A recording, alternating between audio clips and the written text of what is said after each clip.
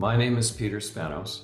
I'm a labor and employment partner and attorney with Taylor English. During the past couple of years, the idea of whether a worker is an independent contractor or an employee has been the subject of tremendous upheaval and development, not only on the federal level, but on the state level. Some of this has been covered in the news, but in many ways, a lot of the key points are not covered in the news. What I want to emphasize today is that the laws on independent contractor status, that is when a person is considered an employee who has to receive the full panoply wage benefits under the Fair Labor Standards Act, company benefits under company benefit plans with health, welfare, and pension, and supervision and all of that, has become a field where companies need to be extraordinarily careful. Why is that? First, increasingly states and even counties and municipalities are adopting their own independent contractor rules. Those vary widely at this time, from state to state and even from city to city. Companies cannot field independent contractors in a nationwide way anymore.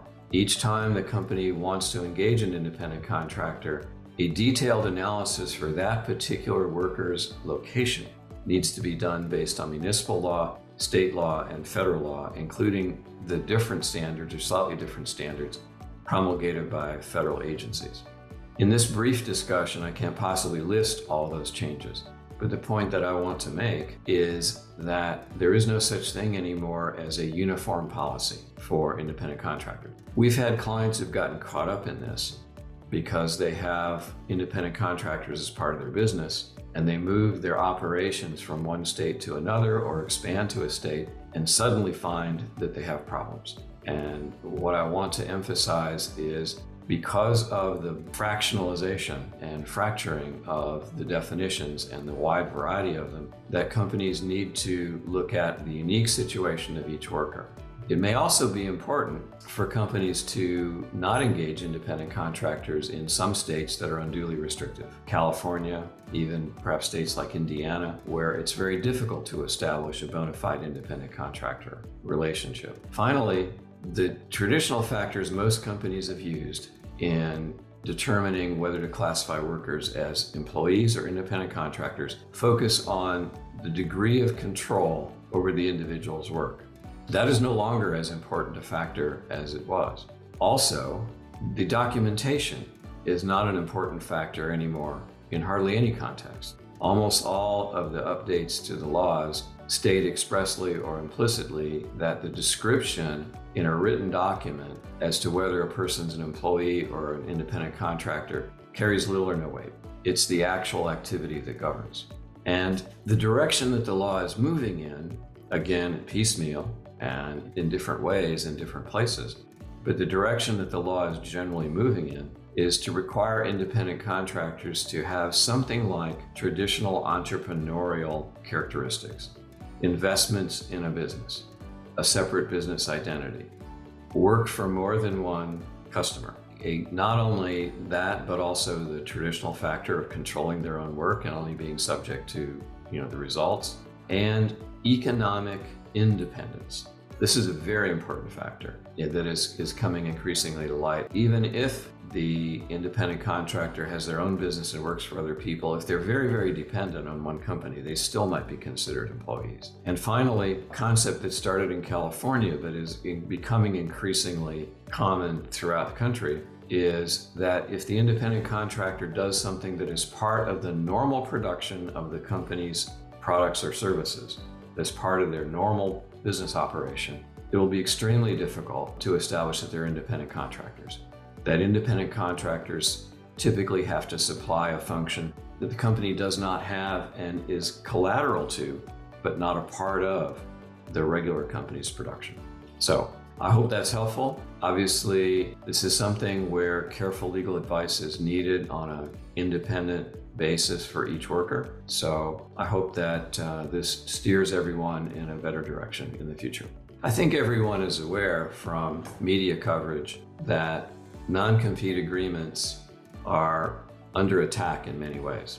One principal thing that occurred beginning in late 2022 is the Federal Trade Commission announced that it intended to place into effect a final rule under its jurisdiction to enforce the antitrust laws that would regard all forms of non-competition agreements as antitrust violations, with only one limited exception, and that is where it's done in connection with the sale of a business by a principal owner who is, in essence, transferring the business to someone else and can be asked not to compete in the future. The FTC rule has been under consideration for more than a year. It was originally supposed to be issued shortly after the comment period closed in the middle of last year, 2023. Its implementation has been delayed. Nevertheless, the FTC's efforts have sparked efforts in other states, such as New York, to also adopt wide-ranging rules that essentially outlaw covenants not to compete. In some states, covenants not to compete were already unlawful, such as California or Colorado.